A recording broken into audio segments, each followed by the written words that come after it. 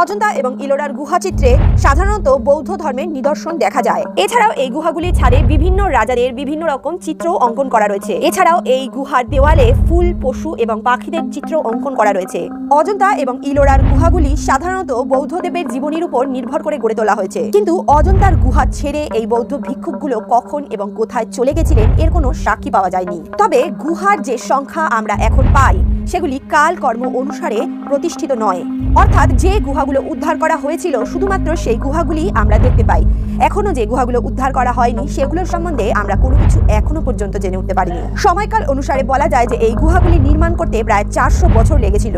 বৌদ্ধ গুহাগুলিকে ভেতর থেকে দুই ভাগে ভাগ করা হয়েছে। প্রথম হলো চারবিহার, যেটা খুবই সরল সাদা ভাবে নির্মাণ করা হয়েছিল, এবং দ্বিতীয় হলো আরাধনার স্থান, যেটি অদ্ভুত মূর্তি দ্বারা সজ্জিত রয়েছে, যেই মূর্তিগুলোর তারা পুজো করত। বন্ধুরা, এই মন্দিরগুলো মহাত্মা বুদ্ধকে সমর্পণ করা হয়েছিল।